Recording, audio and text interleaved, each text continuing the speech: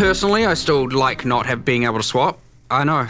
No one will like that. Hot take. And this is probably going to be a controversial thing to say, but like we don't know that there necessarily is a problem with Waystone sustain as such. It has the worst of the defenses and armor. It has the worst effective HP in terms of life, and it has basically the worst offensive capabilities. Man, that's a brutal savaging, but I suppose I can't necessarily disagree with any of those. Turns out it's maybe not a good thing where you have to approach a room full of monsters that you don't know what they are and they're super dangerous and you can't see them and it's a narrow bottleneck and you have to run in and just die. Spectre's wet.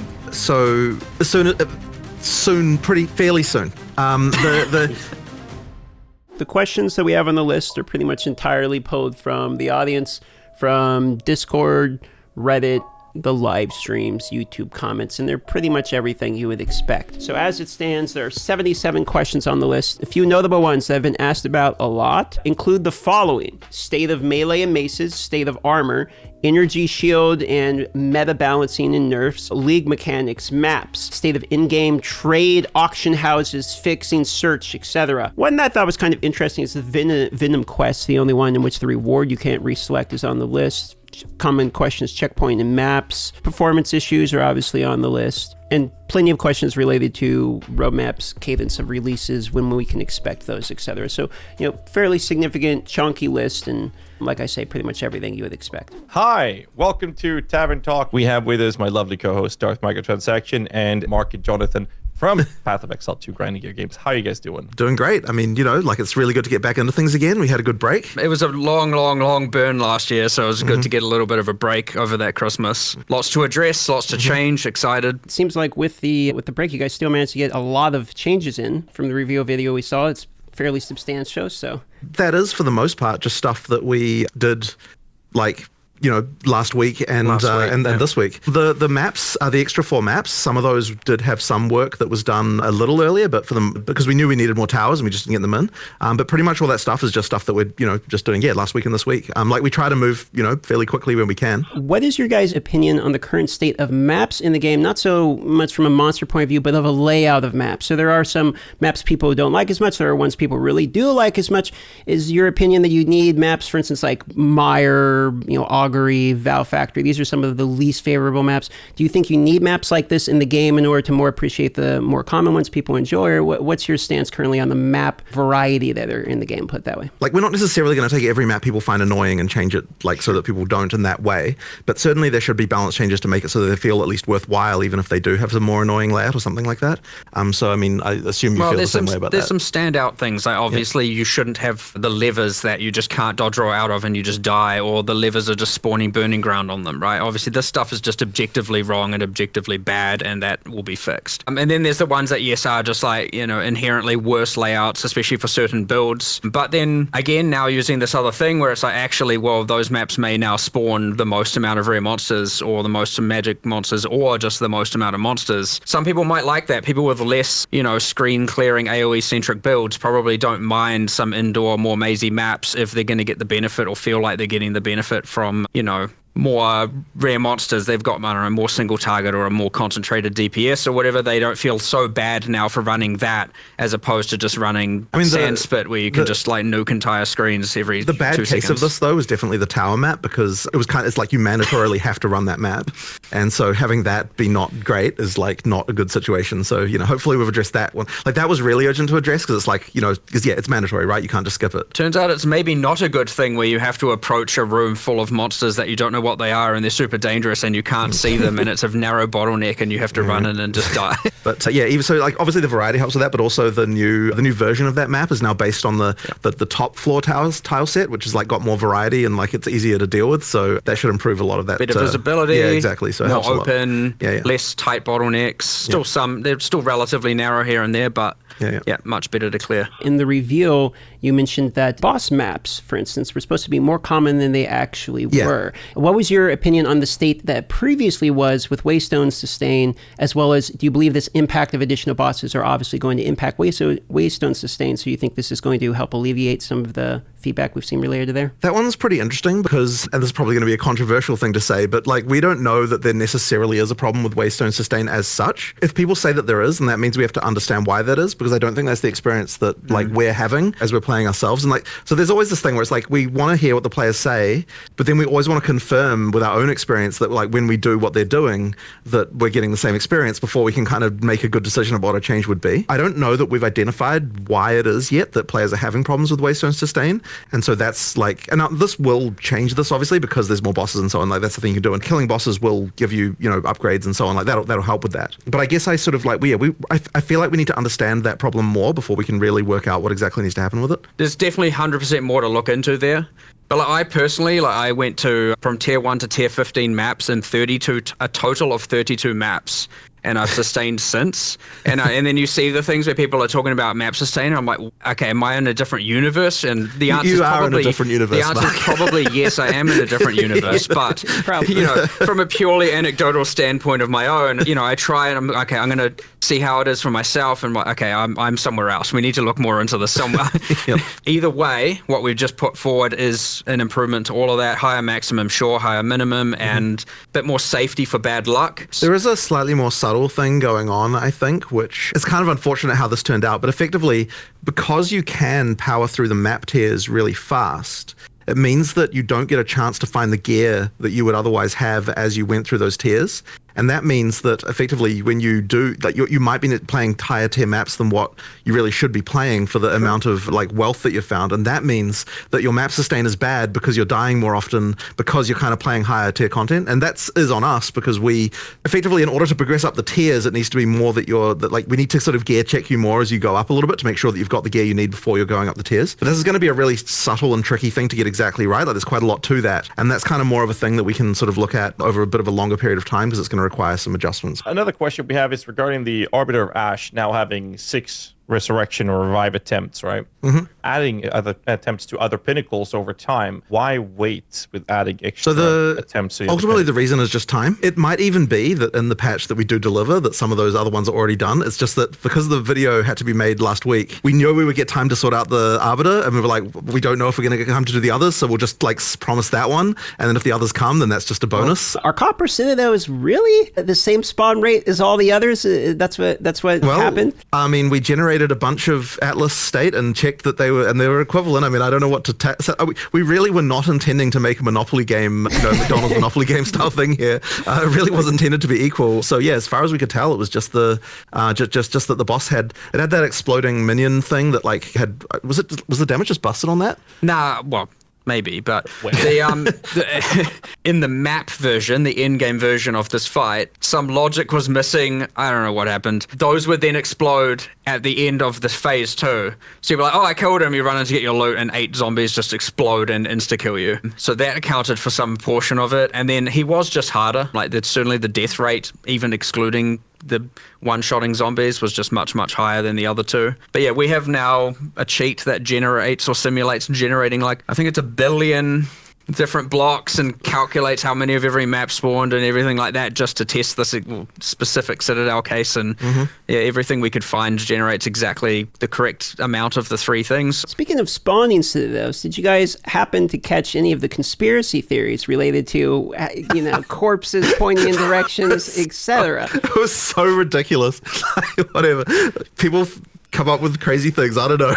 Yeah, all right. I can tell you. I see. The thing is, I'm tempted to actually do something weird like that now, just to just to bait the conspiracies. But yeah, where you start, there's just a radius you have to get to before they start spawning. But after that point, it's just they just spawn the same rate. RNG. The other thing as well is that now that you can see them in the fog, it actually makes them so much easier to find. We actually intended. We were like, oh yeah, we're going to totally buff the number of these that there are. But after we made the change to seeing them in the fog, it was me like, oh shit, there's actually tons of these everywhere. We just weren't seeing them before. Yeah. Seeing them makes a big difference. One of the most requested additions, item filters, coming to console. So I'm sure many people are very excited about that. Speaking of the topic of consoles, can we expect more quality of life things coming to console? For instance, I very commonly see asked for things like text UI size, etc. Do you have any plans related to quality of life improvements for console? Yeah, I mean, we certainly need to do more there. I mean, yeah, like I don't have any specific things to announce there, but effectively we need to make sure that that experience is good. And one thing that I know, this isn't actually technically a console thing, but another thing that we that we will be doing for people who use controller soon is like the ability to fast swap between a controller and the PC UI just Excellent. by like immediately in game, because that's something I believe there was even an implementation of that. It was just a little bit too dodgy to release on early access start. So we just need to get that sorted and then test and sort of that. So that'll be another one. But the text size one, I do think needs some addressing. It's a little bit tricky because there's kind of a lot of things all through the game that need like futzing around with. So part of that is literally because when we're in this is kind of bad, but it's like in the studio, we literally have like a big screen and the couch that's near it is like relatively close. It's like an actual real world scenario. People often sit a bit further away, and we probably should have been thinking about that. So yeah, things like that just need some addressing for sure. What are the players' feedback that surprised you guys the most? I guess from my perspective, it's like we had a lot of worries about things being broken. We just didn't know what those things were going to be. But then you were saying before that just the level of brokenness did surprise you as far as like some character builds and stuff, right? Yeah, like obviously people are going to find broken builds, but like we escaped millions into tens of millions, and then we escaped tens of millions into hundreds of millions in measuring in DPS, and then we escaped DPS into comets per second, and then like you got to this point where it's like, okay, we're like 1 week in and someone's like, here's my 450 million DPS build, like what happened? I sort of expected that the first few times people were playing the Pinnacle boss, that would kind of be a normal fight. But in reality, the first few times people played the Pinnacle boss was just completely like a disaster. And so you just ended up with just like, oh, like you don't even get to see the mechanics. And it was just like, that was a bit sad to me. One thing we've got now, and I kind of mentioned it in the video, is that like we actually have an understanding now of like what a character should look like. And so ideally, when we do our first like true balance patch, we should be at the point where we can be like, okay, here's like these like 10 things that need to come down, but then there's also like these other 50 things that need to come up to get to that point, right? So like ideally, it sort of there should be a little bit of leveling there that occurs. We've been asked, one of the most common questions we've had here is things like roadmap for cadence of releases. You know, you guys originally stated 6 to 12 months for full release, which begs, you know, the question, how many leagues between? Are we expecting information in terms of the cadence of releases, upcoming things like weapons, classes, skill gems, etc.? So the cadence we want to hit is sort of something similar to the kind of league cadence that we've done before for PoE 1. Things work the best when you've kind of got like, like releases that are fairly large that like have a significant amount of stuff in them to actually bring people back. So you can kind of expect a similar thing like that. For the actual, like what is going to be in each release, obviously I'm not going to talk about that because, we'll save that for the live stream and all that sort of stuff. But effectively, yeah, I mean, like that's kind of what you can expect. We're going to talk about a can of worms called State of Magic Find. What do you guys think about Magic Find in its current state? This is a very tricky question. Now, what I will say to start with is that like the way the Magic Find formula works in PoE 2 is literally identical to how it was in PoE 1 as far as diminishing returns and everything is concerned. The difference is just down to what rarity is giving you as opposed to what it was giving you in PoE 1. I don't think there's anything about it that's not working as it's intended to work. And ultimately, the purpose of something like Magic Find is to kind of give you another axis of build design beyond just like doing the most DPS, which, like that's kind of its ultimate goal. So but I mean, that's kind of where it's at, really. There's definitely more to look into here, though. I don't know if you've got a different opinion. Not really. I was just thinking the main difference between, say, PoE 1 was you fully saturate into every single item being a unique item. That's the difference. Whereas in PoE 2, you saturate into higher tier rares. You actually cannot fully saturate into unique items. It is impossible. I don't know. There's a little bit more to look into here for sure. Let's talk about Warrior and Maces. What are your guys' feelings currently on the state of Maces? How do you want Mace skills in particular to function in Path of Exile 2? Obviously, they're very long cast times. Movement of mobs can be very quick. You can get stunned, interrupted. On the tree as well, there's many nodes that literally reduce like attack speed in order to gain other things. So more or less, Warrior's in a position where a lot of the people feel like it's clunky, too slow for the current in-game play loop, or Warrior feels like maybe the first class designed when the vision of PoE 2 was fairly, slow. So what is your guys' response as to the state of Mace skills, and where would you like to take it? Well, our first question I would have for you is, do you think it's a problem during campaign or only in endgame? I would say it is more specifically a problem in an exponential ramping as you continue the game until you hit a point where there's Pinnacle bosses, and then you can kind of one-shot Pinnacle bosses with some of the setups currently. So there's a mid portion of the middle to later in-game in which it feels like a problem, specifically because you have things like volatiles that actually track you, and if you stay in position, you're heavily punished. So it seems counterintuitive to the design of some of the mobs. I do think that there is a problem in endgame here. I'm not exactly sure what we need to do about it yet, though. I'm glad to hear you say that it's an in-game issue and not a campaign issue, because I have to say that my experience playing Warrior through campaign is actually that it's fine. But I did hear a bunch of people talking about that as if that was not fine, and I think that it is. Like, I think, or at least I can't reproduce the issue during campaign if that's the case. So really, it is more of an in-game issue, and I don't know that I've got a solution for you right now. Yeah, it's one of those more subtle things that we need to look into, and I suspect that the big balance patch will be looking at that a lot more. There is something about the Warrior that doesn't scale in the same way that some of the other classes do, I believe. We sort of need to understand what the other classes end up looking like as well a little bit to understand that as well. I don't know if you've got any more different opinions about that. Well, I mean, the attack speed is a big part of it, right? Cast speed or attack speed is a multiplicative axis every other, or I guess comet trigger speed, that every other class is getting, and the Warrior has a deficiency in that. And even if you were to get it, yes, obviously there's the fixed attack times, which don't scale. It's probably a combination of those are too punishing, or there's too much of them, and there's not enough attack speed available. It'll be somewhere in that region for sure where we have to make some adjustments, and it probably won't even be that drastic to get it to feel right. And of course, like, it is easy to compare it to,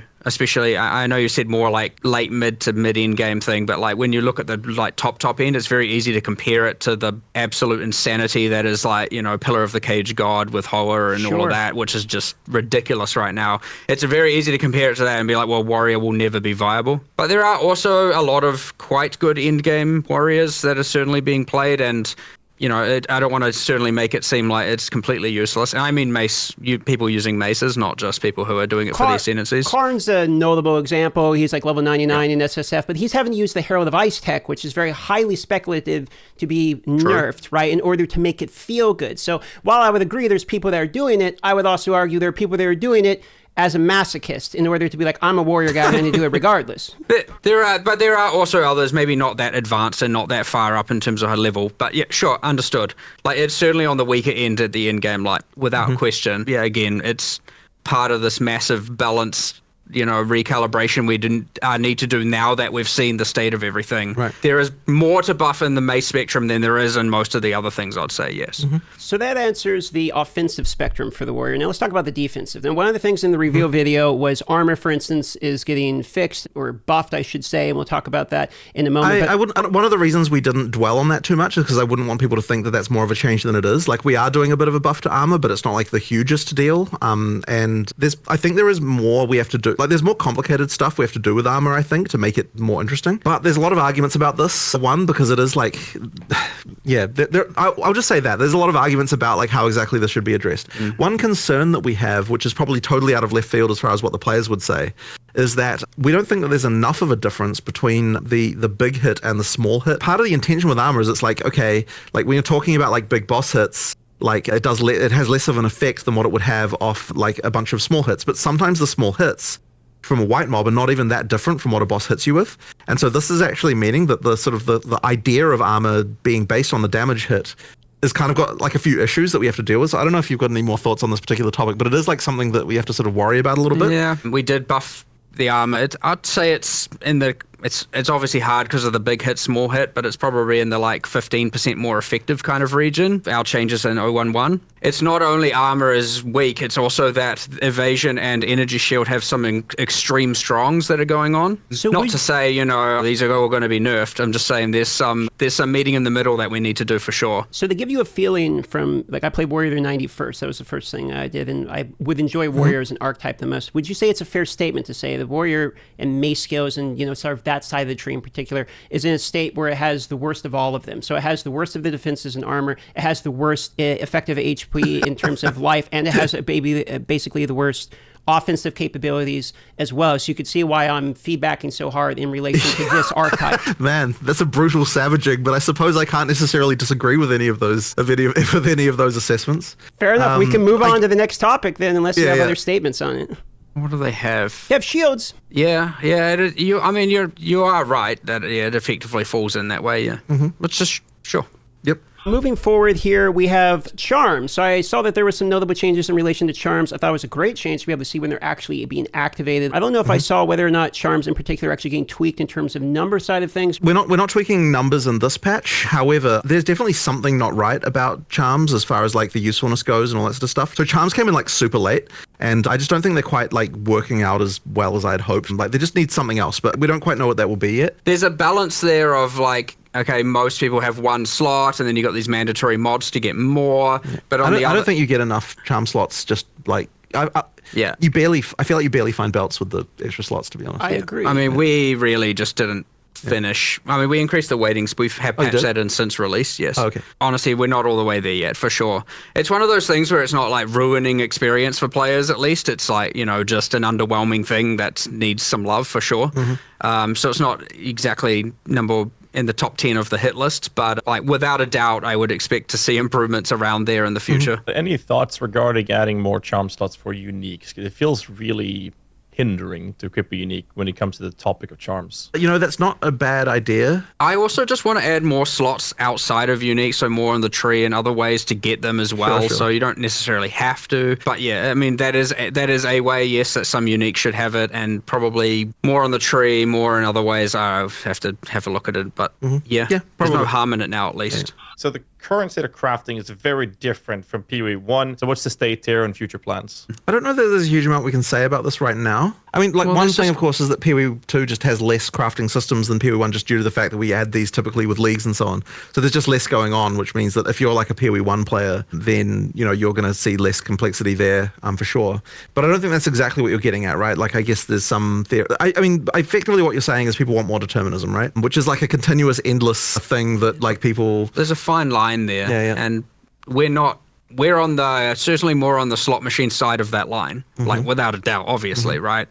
And there's more we need to do, I would say, to get towards that line. I mean, before we released, we had for a while a system that involved like deconstructing mods and then putting specific mods on items and so on. There's still something along those lines we might be able to do one day to kind of work that out, but we just kind of haven't really hit it yet. Socketables were kind of supposed to be the thing that was you had full control over, that's like determinism. Which has a lot of room to expand over time. Sure. Like, So there's more stuff you can do there. But I guess because people see that as supplementary, they don't even necessarily see it as part of the crafting system, which is kind of interesting. I guess the thing is we just have to find a way to do more things that make people feel like they have more control without making it too easy to just get the best shit, which is obviously always the concern, like making sure that there's still enough room for there to be items that are significant, like that are better than other items. So, I mean, yeah, that's kind of where we're at, I suppose. Certainly there is the feedback of like the crafting is too slot machiney is something we're listening to and we have seen, and it is, I'd say that is more towards our top 10 list of things to discuss and solve sooner than later. I'm not going to go too deep into it, but following up to the state of trading, I mean, obviously we have trading being in its state that it is. There's the volatility problem of the market's economy being player-based. For now, we have a golden standard of trading divine orbs, which quite literally holds close to zero value in terms of actual player usage outside of a handful of specific unique items, and is representative of trade power in the community. And since there is no natural divine orb sink, which exalted orbs have, for example, they just continue going up. And the inflation is just rampant at this point. There's nothing I can kind of initially go into with this other than just that, like, yeah, we just have to look at this and work out what we're going to do to use to sync these things more. The intention with divines is that you'd sync them into things where you want to reroll mod values on, which, you know, is uniques ideally. Like, the implication of that is that there aren't the uniques that people are wanting to roll to get good values on, right? I mean, I'm assuming that's the reason. Some not enough. Yeah. Well, I Maybe mean, there's not enough? we don't have enough unique items. For sure. We need a lot more, We which do. is another goal we have, of course. But I mean, so yes, there's not enough uniques, let alone enough uniques to be using divine orbs for, you know, and of course the thing in player PoE 1 base. where things were priced and that currency can help, but we don't have anything quite like that, I suppose. I mean, look, if that's a problem, we'll just like find a way to sync them, I suppose. But ideally, if everything's working correctly, they'd be syncing themselves due to the fact that there's enough things you want to reroll values on, and like uniques that you want to reroll values on. I'm actually curious to know whether people are even really bothering with that. Like, are people actually bothering to reroll unique values? I guess some, but not Right, many. not many. You won't, fair enough. well, yeah, not many. Astramentis. Yeah. Those are like the two main ones, I think. Like, no one's going to pump a divine orb on Avengers gamble. So it's like, that's literally gambling. I don't know that I've got anything particularly like smart to say about this right now, honestly. Though. that would be the We issue. are at least making omens more common, so hopefully yes, that but I mean helps that to some degree. But I think we then also need more uniques and a lot more uniques, obviously, and a lot more uniques that would have divine sinks. And then I suspect the answer also is additional sinks of currency. I suspect it's a bit of everything here. Okay. We're going to talk a little bit about state of in-game and state of league mechanics here. So I'm specifically going to go into league mechanics. Some league mechanics, essences, strongbox, to name a few, feel a little bit like noob traps. So I was kind of hoping to hear where your guys' thoughts are in relation to some of the underutilized ones. We talked about Expedition already, so you don't necessarily have to go into it, as well as the state of Breach. Is Breach feels notably like the one people are enjoying the most? Do you feel like that one's overtuned? And the other one, I mean, I don't know anyone who actually does strong boxes, so where do you want those and essences in particular, especially when it comes to how often essences are not really rolling greater essences? Like, you don't really see greater essences very often. I actually saw more in the campaign than I have in any of my in-game maps. Yeah, I mean, look, we just need to do a lot of balance here, and that's really all it is. And that, once again, just comes down to the relative lack of testing that Endgame had before launch compared to other content. So yeah, there's just a lot of balance to do here. It was meant to be more that essences, strong boxes, and like precursor artifacts are like the things you find that you can't anticipate coming. I understand you can spec into them, that is a thing, but it's meant to be more like a thing you find that you don't know is coming, whereas I know we refer to them all as leagues, but like, let's say the ritual, expedition, etc., the ones you know are coming and that you're investing into. So you have these two categories where you have the ones you are adding and investing into, and then you have the other ones that are meant to be more exciting random finds. And it's safe to say, obviously, you know, there are so many essences that finding non-greater essences isn't giving you that dopamine, especially in in-game. And finding a strong box is like anti-dopamine right now, because it just makes you feel bad, because you're like, oh, this, and you just want to run away. So, look, it's safe to say that those failed at achieving that goal, hence why we have to make some improvements to them for sure. I mean, really it all is to say that like there are some of these that just aren't as good as the others, and we just have to improve them. But what I will say is that the Breach monster density is probably a little on the high side. Like, it's actually to the point, by the way, where like we get a bunch of error messages in the logs for failing to spawn monsters in Breach, because they're packed so tightly together that they don't even spawn anymore. So there's actually like there's an issue there that we have to do something like about. Hundreds. Yeah. So actual hundreds of error logs of just like cannot fail to place monster due to lack of space. Yeah. So there was a joke if we could release Breach monster reduce Breach monster density by 20% and the players wouldn't even see it, because it would just result in less error messages for us. What I don't want is people to feel like, oh, we're just like nerfing that into the ground or something like that. We definitely don't want to do that. Some of the other league mechanics just need some addressing to make them as, you know, better, and they just need to be better. And like right now, I know that Strongbox has got the most improvement in this patch, and I know Essence has got like at least some adjustment to make them a little bit less crap. So there's just stuff like, we just need to improve all that stuff until it's good, right? How do you guys feel about the progression of players entering into mapping, going from map tier 1 to you're doing tier 16s, and then into Pinnacle bossing? How do you feel like the pacing in there? They give you, one reason I bring it up is in PoE 1, we have like the quest invite version of boss fights that will happen at different iterations, so you probably know where I'm going with this. So we're not really happy with how that is right now. Like, we're not happy with how the quests that effectively we give you are just like do X many of tier Y maps. And honestly, like, we can do a lot better. It's something that I would have loved to be able to just solve instantly, but like it does need some more work. And I think there's a few different areas of this. So one of them is that, like just the way the progression feels just isn't as good as PoE 1 in some way. That's kind of slightly hard to define. Like, in terms of just like the feeling of like the progress you're making just isn't quite right.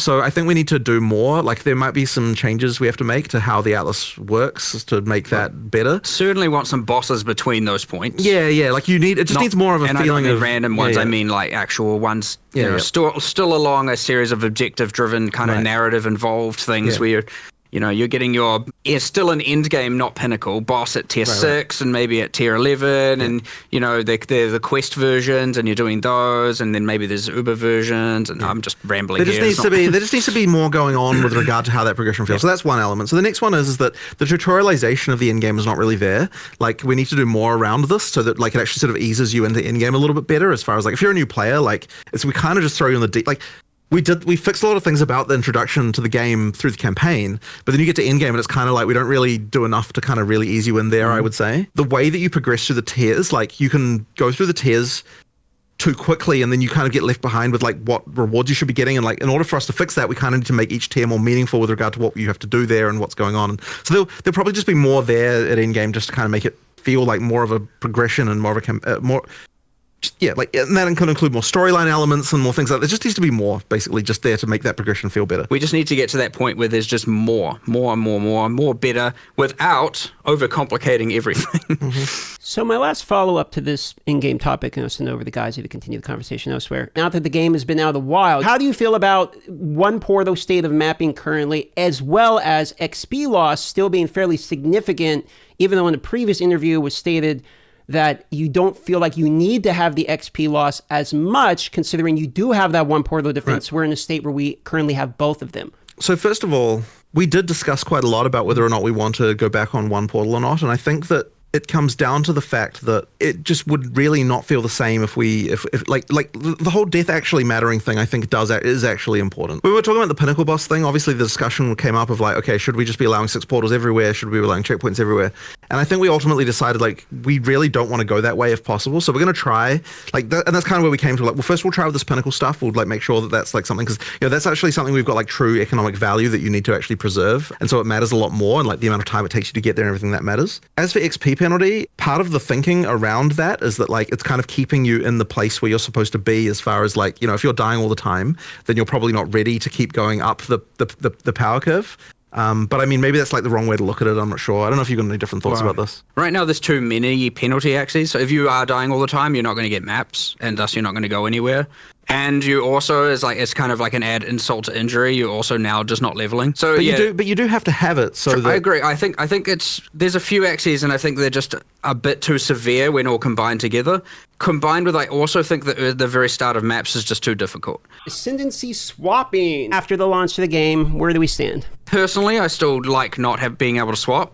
I know no one will like that hot take. And there are plenty of other developers here, and I remember even pitching it, and I was like, is this your hill to die on? Is this what you believe? But that being said, I still prefer that decision being ultra important, and I prefer that decision being locked in. But it's one of those ones that's really hard to rationalize why it's better one way or the other, to be honest. I don't really know where we're going to go with this one, aside from like, sure, we'll reevaluate it and we'll see. I mean, I'm 55% in favor of re-rolling Ascendencies personally, so it's very hard for me to argue against it when I would say that I would allow it, but I'm also, once again, like, other people on the team feel more strongly. I don't know the right solution there, honestly, but you can bet it's going to come up in discussions another 55 times this year. So I bet all of our chats have been spamming this, so I'm just going to throw it out right away. Map tab when? It's an as soon as possible thing. We've got people working on it right now. As soon as it's done, you'll have it. Like, it'll be done soon. We wanted it there for release. Yeah. Done soon. Okay, couple just real quick optimization type of questions here. Terrain obstruction is something that has been helped a little bit in this recent, we saw in the video there, you guys were talking about making it a little bit more clear and transparent. But some things like trees, for instance, covering your screen from the overhead, etc.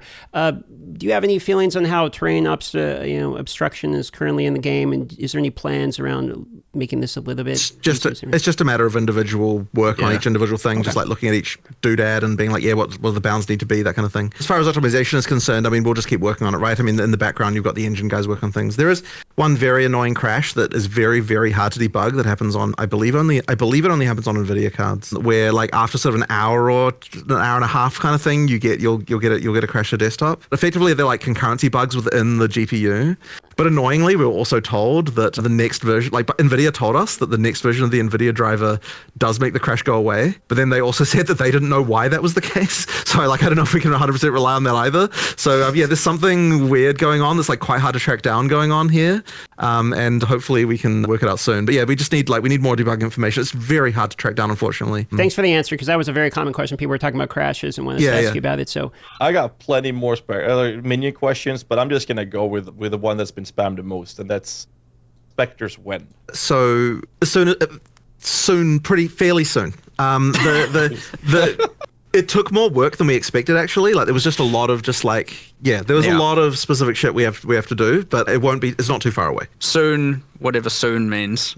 Not too far. All right, so we are in the last portion. 5 minutes, some rapid fires. Search feature on an Atlas? Yep, we definitely should have that. This was something we even said before we even released, but we just never got time to do. But yeah, we'll do that. Tornado Bird for Ultimatum is the hardest boss in the entire game, in my opinion, personally. I believe that's resolved, and 011 does have changes to that one. I believe. He's ridiculous. Got I saw it on the Thank list. you. I saw it on the patch notes. All right. Rare and blue mobs. Can't really tell they're rare and blue mobs, or magic mobs, I should say. There's no highlight on them like in PoE 1. You know how there's like a little highlight around them? So you can't So the visually intention tell is that you can tell when a monster is based on the effect of the actual thing itself. There might be some cases where we're just not being successful in that regard, and so we just need to improve it. We're going to do more there, and we are going to try some things that are give them magic and rare identifiers that aren't.